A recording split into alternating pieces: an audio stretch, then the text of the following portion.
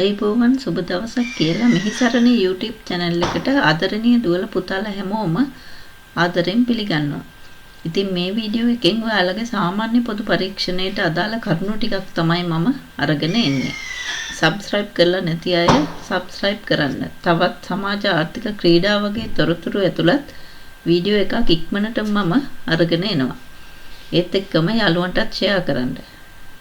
ඒත් එක්කම මම මතක් කරනවා මගේ අනිත් YouTube channel එක අපේ Life UK YouTube channel එකත් subscribe කරලා තියාගන්න. දැම්ම නෙවෙයි හැබැයි විභාගය ඉවර වෙලා බලන්න. ඉතින් අපි යමු වීඩියෝ එකට. ඒත් එක්කම මම මතක් කරනවා සාමාන්‍ය පොදු පරීක්ෂණේ පාස් වෙන්න බැරි වුණොත් විභාගෙන් ඒ තුනක් ගත්තත් ඔයාලට කැම්පස් යන්න බෑ. ඉතින් ඒකේ හින්දා අනිවාර්යයෙන්ම සාමාන්‍ය පොදු පරීක්ෂණයත් අවම ලකුණු ටික අරගෙන සමත් වෙන්න බලන්න.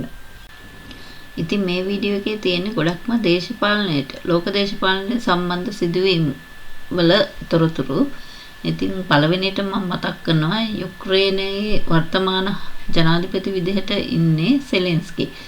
ඉතින් එයා තමයි 2022 ඉඳන් ආරම්භ වෙලා අඛණ්ඩව පවතින රුසියානු ආක්‍රමණයට නොබිය මුහුණ දෙන්න නායකයා විදිහට අපිට අඳුරගන්න පුළුවන් වෙන්නේ. ඒත් එක්කම තමයි රුසියාවේ නායකයා විදිහට ඉන්නේ ව්ලාඩිමිර් පුටින්. ඔහු තමයි මේ ආක්‍රමණයට මුල පුරපු නායකයා වෙන්නේ. එතකොට පුටින් 2012 ඉඳන් රුසියාවේ ජනාධිපති විදිහට කටයුතු කරනවා. ඒ කියන්නේ මේ වෙනකොට අවුරුදු 13ක කාලයක් රුසියාවේ ජනාධිපති තනතුර වන්නේ පුටින්. ඩොනල්ඩ් ජෝන් ට්‍රම්ප් කියන්නේ ඇමරිකා එක්සත් ජනපදයේ 47 වෙනි ජනාධිපතිවරයා.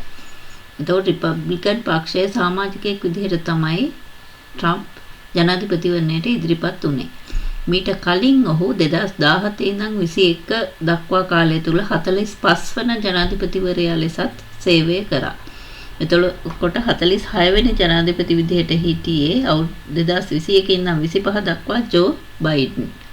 ඒත් එක්කම තමයි 2024 එක්සත් රාජධානියේ අගමැති විදිහට කෙයර් ස්ටාමර් පත් වුණා. ඒ කම්කරු පක්ෂය නියෝජනය කරමින්. ඊට පෙර අවුරුදු 14ක් තිබ්බ කොන්සර්වේටිව් රජය අවසන් කරමින් තමයි කෙයර් ස්ටාමර් අගමැති විදිහට එක්සත් රාජධානියේ පත් වුණේ. ඉබ්‍රහම් ටෝරේ කියන්නේ බුර්කිනා ෆාසෝ රාජ්‍යයේ රාජ්‍ය නායකයා. ඔහුගේ දුර කාලය තුල සාහෙල් රාජ්‍ය සංවිධානය පිහිටවනකොට වැදගත් කාර්යභාරයක් ඉටු කරලා තියෙනවා. ඒතකොට සාහෙල් සංවිධානය කියන්නේ මේ සාහෙල් කලාපය තුල පිහිටපු මාලි, නයිජර් වගේ රාජ්‍යයන් එකතු කරගෙන පිහිටපු සංවිධානයක්. ක්ලෝඩියා ෂයින්බෝම් පර්ඩෝවා කියන්නේ 2024 ඉඳන් මෙක්සිකෝවේ ජනාධිපති ලෙස පත් වුණ කෙනා. ඉතින් මෙක්සිකෝවේ 66 වෙනි ජනාධිපති විදිහට තමයි මේ පර්ඩෝවා පත් වුණේ. එතකොට එම දුරය දරන පළවෙනි කාන්තාව තමයි මේ පර්ඩෝවා. 2024 දී ෆෝබ්ස් සංග්‍රහය විසින් ලෝකයේ සිව්වන බලවත්ම කාන්තාව විදිහටත් මෙයව ශ්‍රේණිගත කරලා තියෙනවා. ඒත් එක්කම තමයි 2024 දී මැද භාගයේදී කෝටා ප්‍රතිපත්ති හා දේශපාලන ගැටලු සම්බන්ධයෙන් විරෝධතා ඇති වෙලා අවසානයේදී අගමැති ෂේක් හසීනා ඉල්ලා අසුණා. ඒ ඉල්ලා අසුණාට පස්සේ මුහම්මද් යූනුස්ගේ නායකත්වයෙන් යුතුව තමයි අන්තර්කාලීන රජයක් පිහිටුවේ. ඉතින් මේ බංග්ලාදේශය අපේ රටට ආසන්නයේ තියෙන රටක ඇති වෙච්ච ගැටලුවක් හින්දා මම ඒ තොරතුරත් මේ වීඩියෝ එකට ඇතුළත් කරා. ඉතින් බංග්ලාදේශය වගේම නේපාලයේ 2025 දී රජයේ දූෂණයට හා తాවකාලික සමාජ මාධ්‍ය තහනමට ප්‍රතිචාර විදිහට විරෝධතා පැන නැගිලා ඒකේ ප්‍රතිඵල විදිහට අගමැති කේ.පී. ශර්මා ඔලි ඉල්ලා අසුණා. රටේ පළමු කාන්තා අන්තර්කාලීන අගමැතිනිය විදිහට ඊට පස්සේ සුශීලා කාර්කි පත් වුණා. ඒ වගේම තමයි 2024 ඉඳන් ලංකාවේ 10 වන ජනාධිපතිවරයා විදිහට අනුර කුමාර දිසානායක මහත්තයා පත් උනේ ඡන්ද ගණන් කිරීමේ දෙවන වටයකින් තේරීපත් වෙච්ච පළමු ශ්‍රී ලාංකික ජනාධිපතිවරයා විදිහට. ඒ වගේම තමයි ශ්‍රී ලංකාවේ සම්ප්‍රදායික දේශපාලන පක්ෂවල සමාජිකයෙකු නොවූ පළවෙනි ජනාධිපතිවරයාද වෙනවා. ඒ වගේම තමයි අනුර කුමාර දිසානායක මහත්තයා ලංකාවේ 9 වන විධායක ජනාධිපතිවරයා විදිහට සැලකෙනවා.